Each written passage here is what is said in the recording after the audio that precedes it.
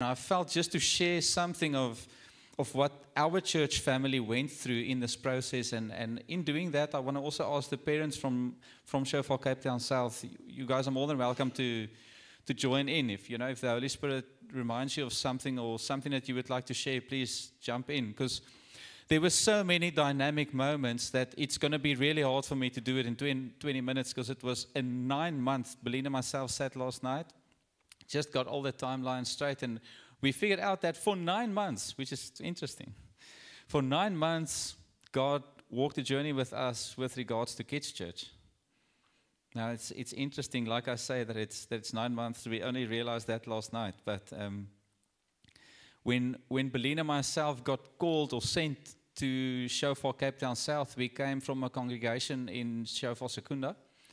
And we went to Cape Town the end of 2022 to go meet up with some of the leaders, some of the ministry champions, just to get a bit of a feel of what's going on. We don't know what it's like here for you guys, but the services close in Shofar Cape Town South over December, or at least a part of December. Do you guys also close? One Sunday. Okay.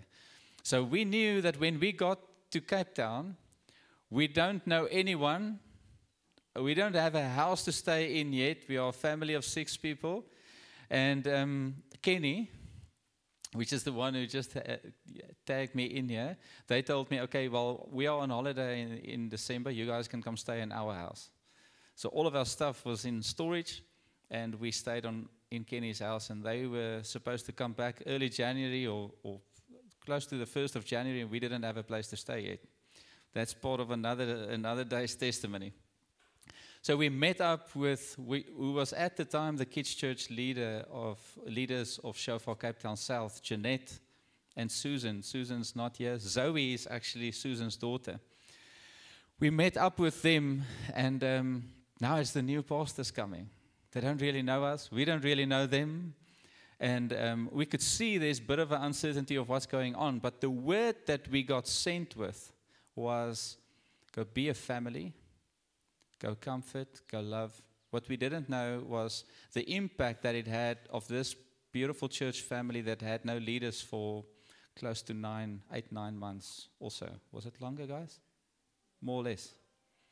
They didn't have a full-time pastor for almost the same time as what it took us to actually work through this journey with the Holy Spirit in actually getting Kids Church to what was on God's heart. But we got sent there.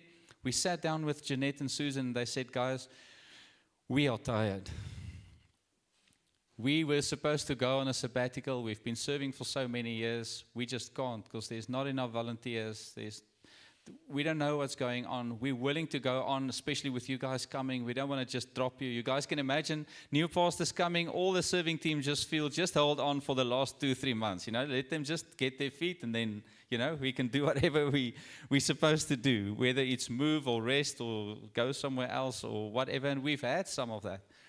But the interesting thing was we ended the conversation where we said the specific word that God sent us here with was to come love, to come comfort, but especially to come with you, alongside you, figure out what is God placing on your individual hearts. Not what are you doing in the service, what are you doing for the church, what are you doing on outreach, what is God doing in your individual hearts? And as we sat down, we made a decision that day to say, okay, we're not going to talk about children's church anymore. What we want you to do over December is we want you to trust God to come show each one of you what is the word that God has for you personally. What is that word? And with that word, we separated and we went back to Secunda to go pack up our stuff. It was like 3-4 months since we had the call to go to Cape Town. We had to pack up everything and get a house and get a school for the kids, all of that. Next thing we knew, we were in Cape Town, end of December. That meeting happened about around October, so just after October. Got to the house, eventually found a house. Like I said, we can have a long discussion about that, but got a house, and we met up with Jeanette and Susan. I remember Susan took out her laptop, put it on her lap, opened up the laptop, and we said, okay, what are we talking about tonight? Because in Beleen in my head, that's my wife, Beleen. So she will come up soon. But in our heads, we were going to come here. What did God share with you over December? And the first thing that did was open the laptops. It's January, we feel a bit more refreshed now. We can start going.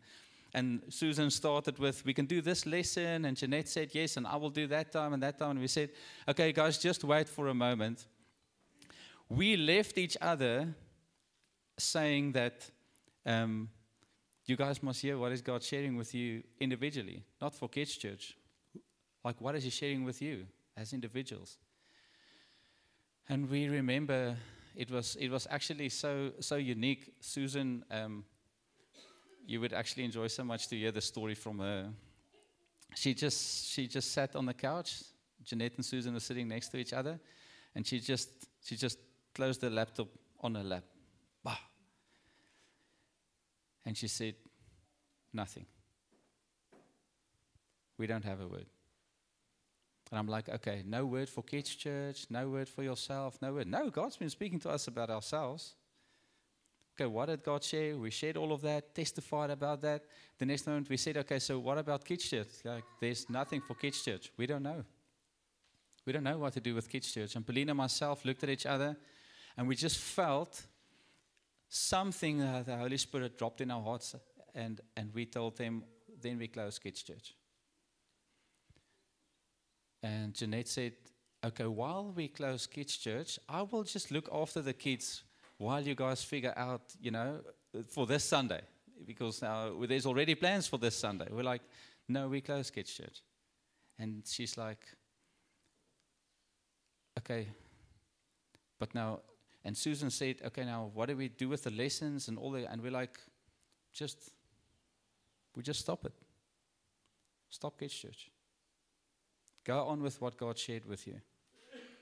And in that moment, Jeanette and Susan became so emotional because they were so tired of serving for so long in such a way that they felt, we actually feel that we need to repent towards God. And I said, what would you like? What do you want to repent about? And they're like, we feel like we've been disobedient.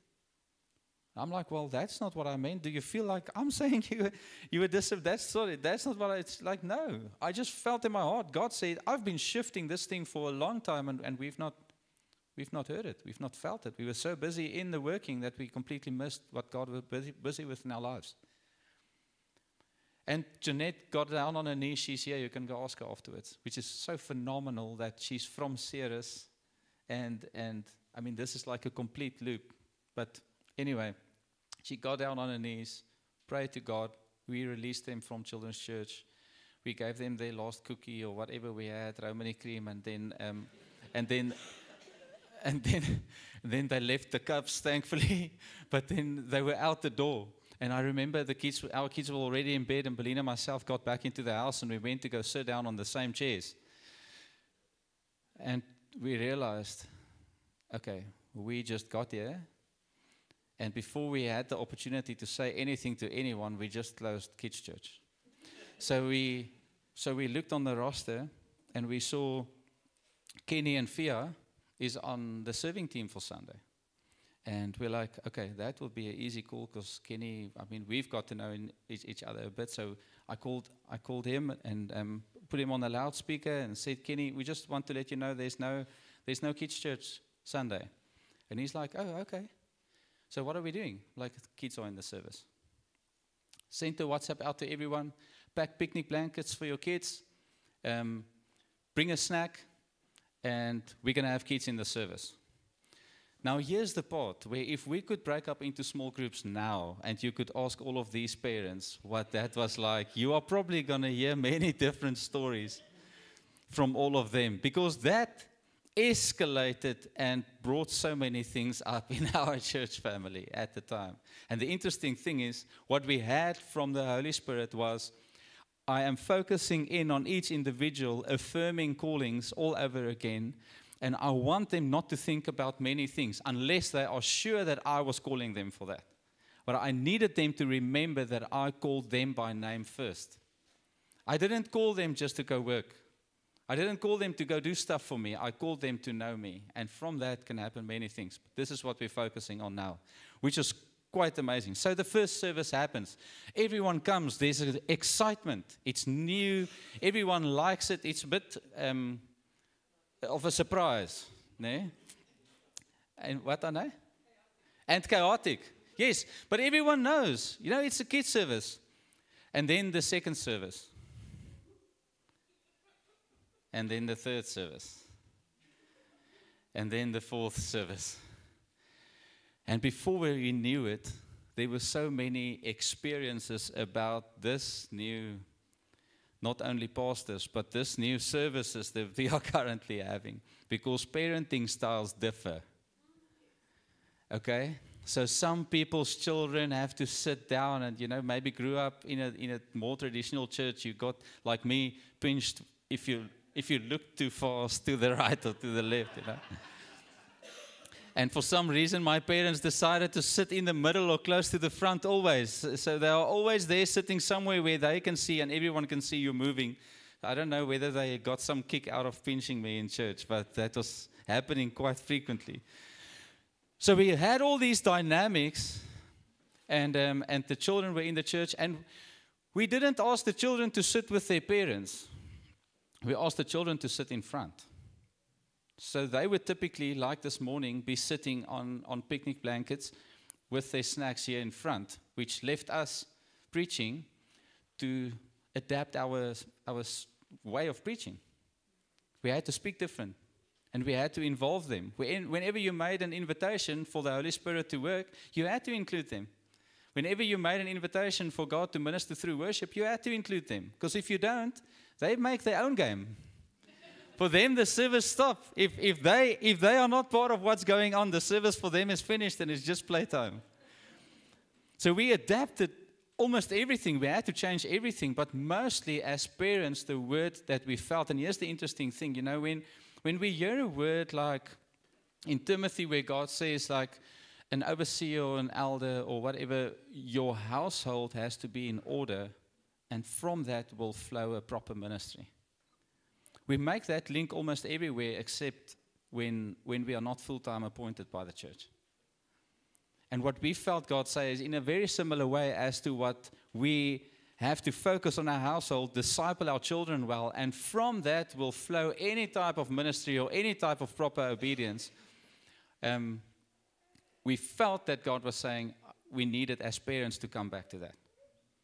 Our households and our own children is our first responsibility. Now, on paper, again, amazing. Practically, we were like, now every parent has to figure out their parenting style, not only at the house, but also within the church. Because sometimes that differ. Like at the house, your tone of voice is different. The words you use are different. Maybe you're quick to give a hiding. And there you know in front of a whole lot of people watching your every move, and your child is causing havoc all over the show and throwing other children with stuff and running up and down the aisle and all of that, and you have to, in your most amazing church attire and attitude, try control your child there in front of everyone, almost like saying, "Ek gaan jou by die huis kry." Nee? Jy laat my sleg lyk voor die mense. Ons praat weer daar.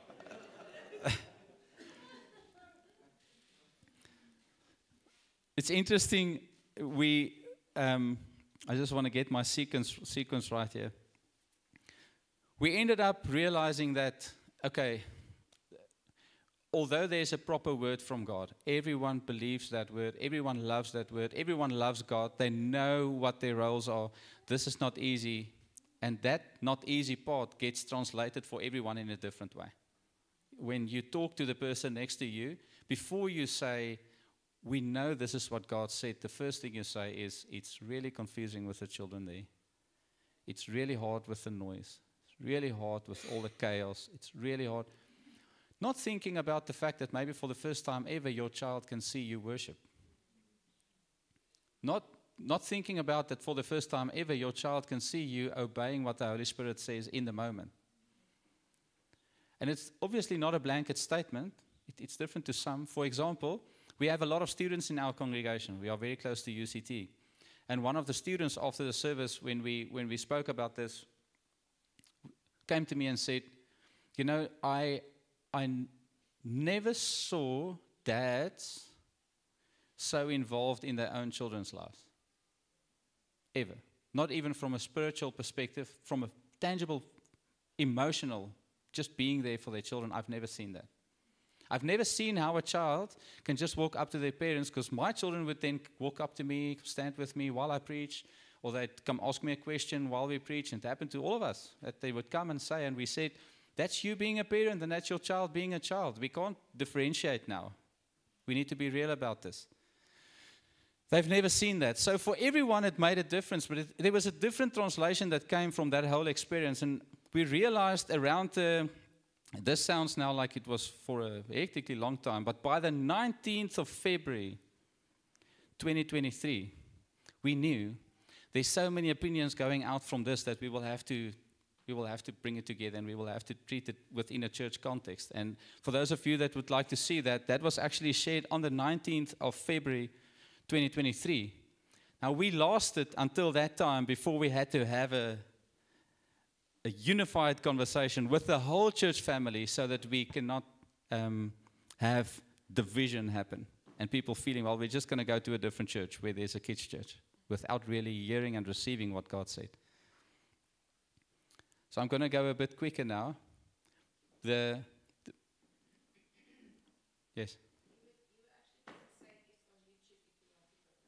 Yes. It's on YouTube, if you want to go watch it. The 19th of February 2023. So as a church family, we opened up the service, and literally all we did was we said, guys, it's time for us as a family to have a conversation. God is speaking to us about family. This is us being family. So we closed Kids Church. This is more or less how it went.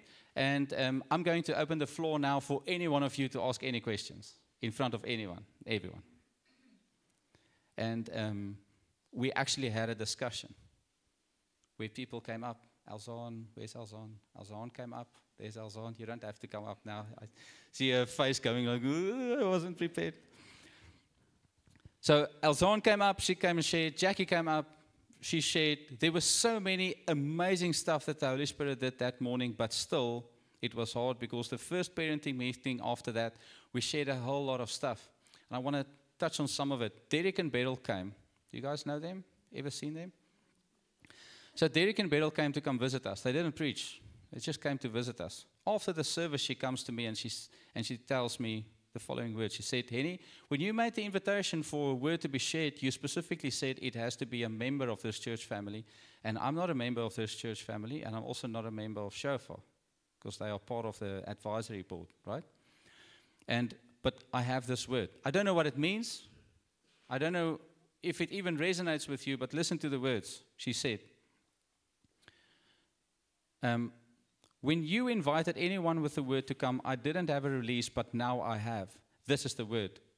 I felt a new thing with the children. Responsibility is on the parents to teach and guide children well, starting with the youngest. What was interesting at that stage, we realized we can do a reasonable service without the toddlers in the service. The only ones that we couldn't really incorporate into the service or really make part was the real small ones. So we started up with the toddler space. So she said in the message, started with the youngest, and then from there on onwards, raising up children through Deuteronomy 6 from a healthy family that flows out. This happened the middle of May. 28th of May, we have a parents meeting, and I share with them, guys, this is the word. We felt the word from God, and it's been affirmed that God says, we are the parents of our children. We need to be the primary disciples of our children. And I went to the scripture in Deuteronomy, and I want us to quickly go to that this morning. Before I go into the scripture, the last thing we said in that meeting, I looked at Jeanette and Susan, who was also in the children's meeting, because there were still some parents in the meeting saying, love the word, love to obey God, I think I'm ready, can we get the children out of the service? And then I realized it's not done yet. Now, Pauline will come share her part, maybe quickly afterwards, but We found so many similarities to what we see in Israel's journey in some cases. But I looked at Jeanette and Susan in that children's meeting, and I had to look them in the eye saying, until the previous mindset around our roles as parents towards our children don't change, I cannot, even with you guys leaving, invite someone else into the space, because the same thing is going to happen to them. 2, 3 months, 6 months max down the line, these people are going to look the same as what you two look. And I looked throughout the whole room and I told them, each one of you I love too much to draw you into a space where currently the chances are better that we would go back and not go forward. We need to establish this first. And it was really hard. It was really hard for parents with young children that wanted to worship, wanted to listen to the word, that wanted to partake. But I want us to look at Deuteronomy 6, verse 6 to 7. This is the word that Beryl gave. And these words that I command you today shall be on your heart. You shall teach them diligently to your children, and shall talk of them when you sit in your house, and when you walk by the way, and when you lie down, and when you rise. Okay, so the immediate things we can see here, it's a command. It shall be on your heart. You shall teach them diligently to your children. It means it's frequent, it's often, and it's stern, it's direct. They know exactly what's going on. And shall talk of them everywhere.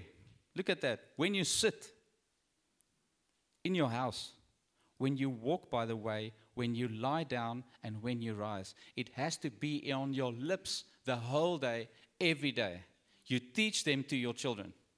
Teach it to your children. I'm like, Lord, this is just amazing. But there's so many them and they and commands and all of that that's there, that I felt to just go a bit back. And here got birthed the first seed of what God meant for us as parents. I'm just going to read the portion from verse 1. It's on the next slide. Now this is the commandments, because you don't know what the commandment is. The statutes and the rules that the Lord your God commanded me to teach you, that you may do them in the land to which you are going over to possess it, that you may fear the Lord your God and your son and your son's son, by keeping all these statutes and his commandments which I command you all the days of your life, and that your days may be long. Hear therefore, O Israel, and be grateful to do them, that it may go well with you, and that you may multiply greatly, as the Lord, the God of your fathers, has promised you, in a land flowing with milk and honey. Hear, O Israel, the Lord our God, the Lord is one. You shall love the Lord your God with all your heart, and with all your soul, and with all your might. And when I got to that part, I realized this is not new. I mean, on this we speak often. Love the Lord. Love, like verse 5. You shall love the Lord your God with all your heart, with all your soul, and with all your might. And then, and these words that I command you today shall be on your heart. You shall teach them to your children. Now, personally, I've known that, and I've heard that, and I believe that, but I've not made that link. There's nothing else that comes after you loving God than teaching it to your children. There's no separation. And the moment that link happened to us as a church family, we realized that something in our approach as parents towards our children has to change. Because somehow our love towards God is not being translated to our children. Somehow I'm loving my children in one way, and then I'm sending them off to be taught by a Sunday school teacher or by school. I'm not saying the gospel and all of that should come out of schools, but in a sense, we are leaning quite heavily into schools to actually teach our children about God.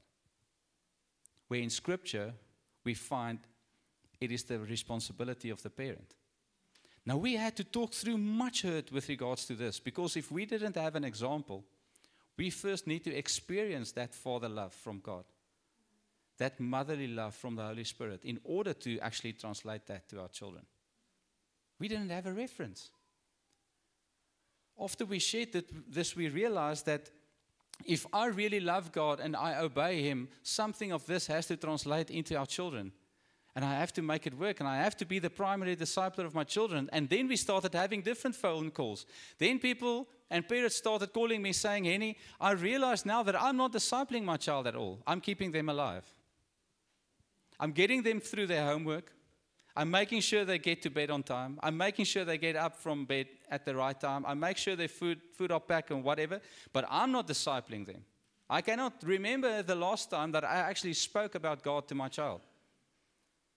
Or had them pray, or had them work through stuff, or whatever. And we started having those conversations. And all of a sudden, the focus completely shifted from when are the kids out of the service to there's a mirror being pulled up in front of me, and I don't like what I see.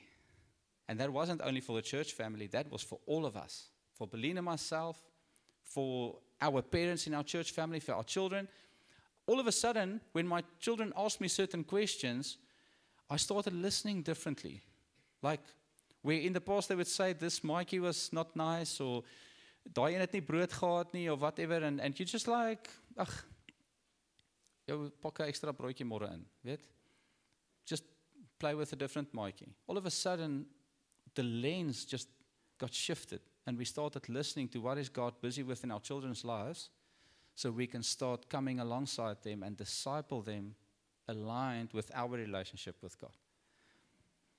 Shifted our focus completely, and there we felt the Lord lay on our hearts 3 things, and then I'm going to give over to Beline.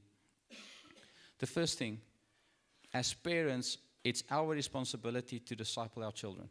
The second thing the Lord laid on our heart was, as parents, it's our responsibility to disciple one another's children. Why would we do something towards our children than what we expect towards ourselves? We are leaning into each other to be discipled by one another. And then in the same way that our love for God doesn't translate to our children, in the same way, our mutual fellowship towards one another doesn't translate to our children. Which means no other parent can come talk to my child about God. Pray with them, trust with them. They can't go to them, they can't work with them, which is really weird because we don't do that with each other. And then thirdly, we felt in a corporate setting, it would make sense as a last outflow that there would be a place of ministry where a certain grouping of people, like we do on a Sunday morning, would take responsibility for children and then disciple them. They are trusted. We've seen them disciple our children. We have discipled their children. There's a unity. There's a unison in terms of our focus. But now I can trust 4 or 5 parents that disciple my children because I'm discipled by them. They are discipled by me. I'm discipling my children. I'm discipling their children. And as a last resort, we do it. And what we found in our church family, if we mix that order around, we end up in trouble. Because if we think that we are going to just disciple one another's children, or we think we are going to just end up being in a kids' church that functions well, then the origin is off. There's no initial word. So I want Beline to come just share some of the testimonies of what came out in that time. But we don't have time to actually go into all the spin-off conversations that happened in this time. I'm just sharing you really like in a baie klein nete doppie so what happened. But that was the line that we followed. So we asked some of the parents back home as well to just give us a message, just share something of what you felt and realized and what the Lord shared with you in this 9-month season of kind of being pregnant with what we now know to be kids' church. And they are. Until we completely changed how we do kids' church, I had no idea that I was actually outsourcing most of my child's discipleship to others. The way in which we disciple not just our own children, but disciple each other's children as well, laboring shoulder to shoulder in our kids' church, our kids' lives, we as parents have grown closer and our community has deepened. We saw firsthand how uncomfortable but rewarding radical obedience can be. And then from the students, we had a lot of stuff, but amongst them is I had the honor and the privilege to see how parents love and worship in front of their children. I could learn something from God that I've not yet seen before. And then Jackie's one is very long.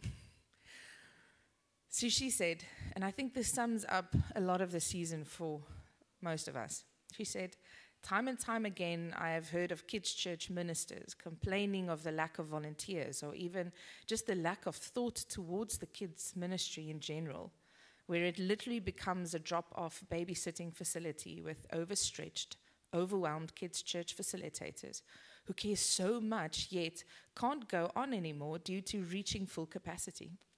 This prevents them from really flowing in their gifts due to the practical reality of carrying too much. What I have seen with our church is an ability to flow in our gifts because the weight and the responsibility is shared amongst all of us. It is what it is, and so we all get involved. It's a clear boundary that has been set up, and in a way that is not controlling, manipulative, or demanding, but in response to months of prayer and seeking God. This boundary of having parents involved in the kids' church was birthed in prayer. And what has flowed out of that is people's ability to walk in their giftings without the burden of carrying the weight or the responsibility. Non-parents now can get involved. They see life in this ministry and they see Jesus there. The church is no longer divided between kids and adults. We are the church, and we are all walking as such. We are one. The children's ministry get as much value as the main church. The children walk as such and behave as such because of it. There is purpose because they are valuable and they bring something. They know what they add is of importance, and that they are not just shunned into a room so that they don't distract from what is happening in the big church. What happens at kids' church is as important as what happens at big church. There is praise and worship, there's ministry, there's prayer, there's reading the word, there's fellowship, accountability, relationship building, correcting done in love. There is a safe space. There are people who are there that are stepping into mentorship roles who they see consistently. People the children can turn to when they need someone. These people are not in and out, here today, gone tomorrow, for they are the parents, committed as any parent is to raising the children up. The parents are all in the same boat together. There is no resentment towards each other. There is a close community feeling because we are the kids' church team together. We love each other. We cover each other. We are all on the same page. Parents are not absent from what goes on at kids' church, and so kids' church is just an extension of this natural discipleship that happens at home. And she ends off with John 12:24, that reads, "Most assuredly I say to you, unless a grain of wheat falls into the ground and dies, it remains alone. But if it dies, it produces much grain." So our kids' church died. It was buried. For months it was dark and it looked like nothing was happening. What was birthed out of that time of waiting was a harvest so plentiful. As we see this wheat regrow, we see the fruit and the evidence of something being laid down and being sown in prayer, and therefore producing a long-lasting fruit that nourishes so many.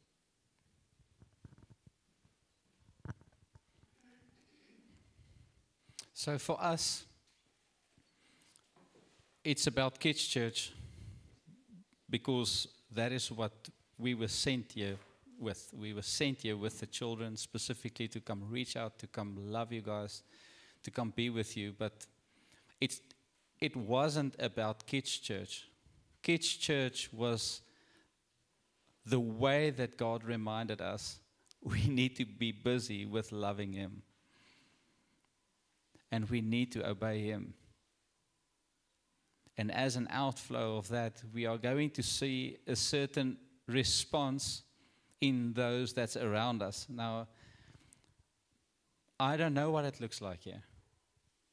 I don't know what you guys are facing. But what I do know is for us, it started with saying, are we willing to lay down everything that we did not hear from God directly?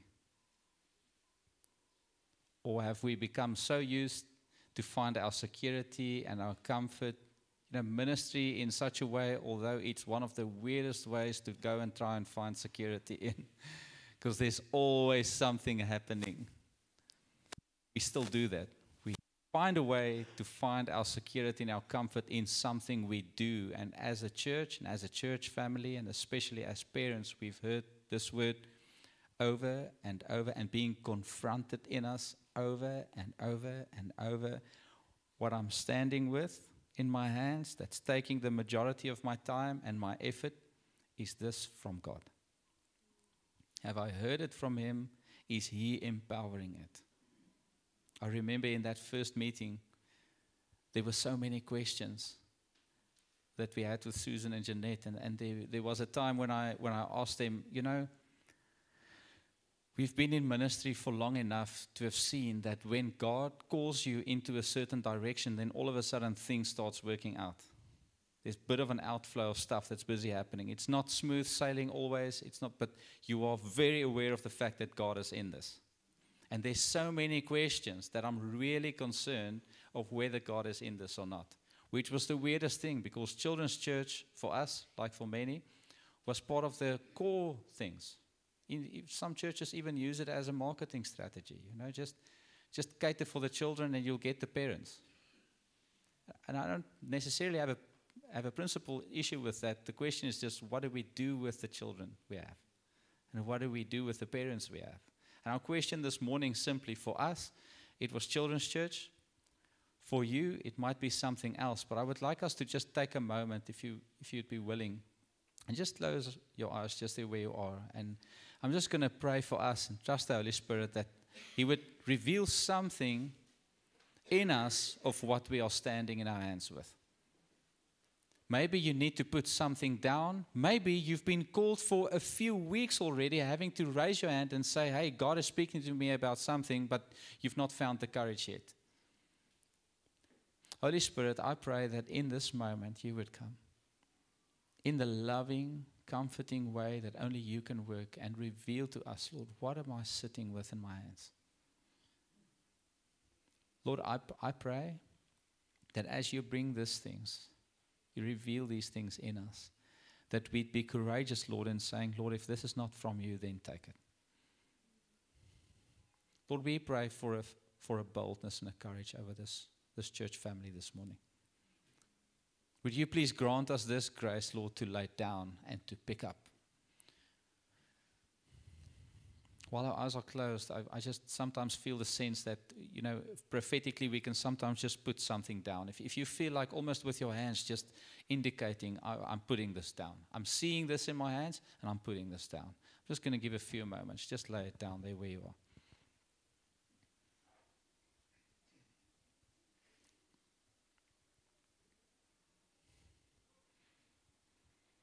Lord, I just sense in my spirit how just this laying down is something that tugs so hard on our identities, Lord, and who we are as people. And we find so much of who we are in what we do. And Lord, this morning I just realized that when we put down, Lord, some part of us goes with that, or at least it feels like it. And therefore, Holy Spirit, I pray right in this moment that you would come and you would stir a confidence and a boldness in us to pick up what you called us for. Can I ask just, if while our eyes are closed, if you feel comfortable and you would like to just stand up and say, I'm standing and I'm willing to pick up what God wants to give me. Can we stand together?